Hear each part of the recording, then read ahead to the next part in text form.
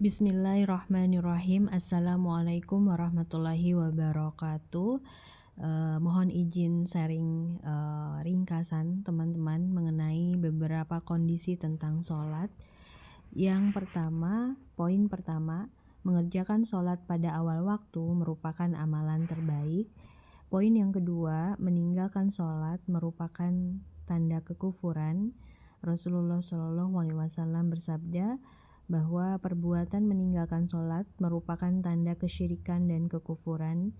Poin berikutnya, dalil nakli tentang perintah sholat, yaitu pertama Al-Quran, Quran Surat An-Nisa ayat 103, Quran Surat Al-Baqarah 238, Quran Surat Ibrahim ayat 40, Quran Surat Maryam 31, Quran Surat Al-Ma'un ayat 4-5, Quran Surat Maryam 54-55, Quran Surat Ali Imran ayat 43, Quran Surat Maryam ayat 59, dan Quran Surat Al-Bayyinah ayat 5.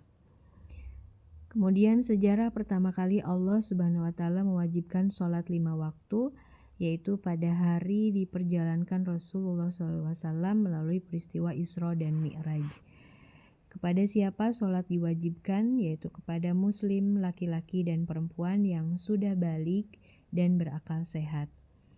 Kepada siapa sholat tidak diwajibkan, yaitu kepada orang yang sedang tidur, kepada anak-anak yang belum balik dan belum berakal sehat, kemudian kepada orang yang hilang ingatan. Kapan sholat diajarkan kepada anak-anak oleh ibundanya, yaitu pada usia 7 tahun tanpa ada hukuman, dan pada usia 10 tahun boleh dipukul ringan apabila meninggalkan sholat. Ya, boleh, tidak wajib. Kemudian setelah haid ditekankan bahwa sholat itu merupakan kewajiban dan harus dihukum jika ditinggalkan. Jadi harus ada punishment kepada anak wanita yang sudah haid, sembari diedukasi bahwa ini merupakan kewajiban sebagai orang tua, ya, jika mereka meninggalkan sholat. Kemudian poin berikutnya, dimakruhkan tidur sebelum sholat isya. Dimakruhkan berbincang-bincang setelah pelaksanaan sholat isya. Kemudian sholat saat melakukan perjalanan di kapal, kereta, atau pesawat dengan cara berwudu jika tidak ada air, bertayamum, menghadap kiblat jika memungkinkan, posisi sujud harus lebih rendah daripada posisi ruku. Kemudian poin berikutnya, sholat seorang musafir yang tidak berniat menetap, yaitu dengan mengqosor sholat. Poin berikutnya, apabila sholat tertinggal karena uzur syar'i, maka wajib berqodo secara tertib dan beraturan dengan sholat yang ditinggalkan lebih dahulu dilaksanakan. Kemudian kepada siapa arah kiblat ditanyakan, yaitu kepada kaum muslimin yang sudah balik, berakal sehat, laki-laki maupun perempuan, dan tidak boleh kepada musyrik, kepada fasik, dan kepada anak kecil.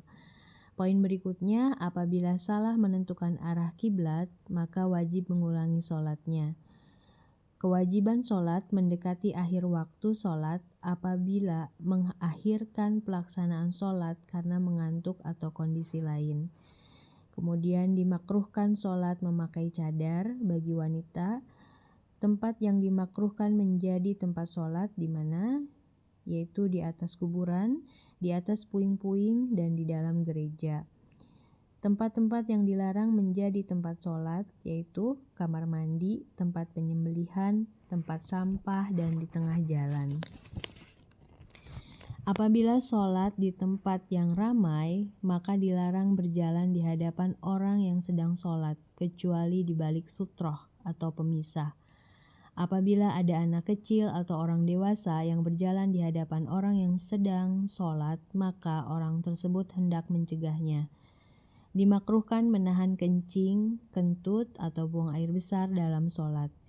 Sujud sahwi disyariatkan dalam kondisi pertama, melakukan kelebihan dalam berdiri, ruku, duduk, atau sujud karena lupa, kelebihan rakaat, Kemudian yang ketiga, ragu dalam jumlah rakaat, lupa membaca Al-Fatihah pada rakaat pertama, lupa melakukan tasyahud awal, lupa membaca surat pendek atau Al-Quran, lupa mengucapkan Sami Allahu liman hamidah, Rabbana walakal hamdu atau sujud. Kemudian poin berikutnya, sujud sahwi, yaitu setelah tasahud akhir dan sebelum salam. Lalu poin berikutnya, batalnya sholat itu karena poin-poin berikut ini. Pertama, berbicara secara sengaja. Kedua, tertawa terbahak-bahak dalam sholat. Ketiga, makan atau minum. Keempat, melakukan banyak gerakan. Kelima, batalnya wudhu, buang hadas atau kentut. Keenam, tidak menghadap kiblat. Ketujuh, tidak tumaninah saat ruku, berdiri, sujud, dan duduk. Itu saja yang ingin saya share. Semoga video ini bermanfaat dan menjadi pahala jariah untuk saya khususnya dan diamalkan untuk kita semua. Wabillahi taufiq wal hidayah. Wassalamualaikum warahmatullahi wabarakatuh.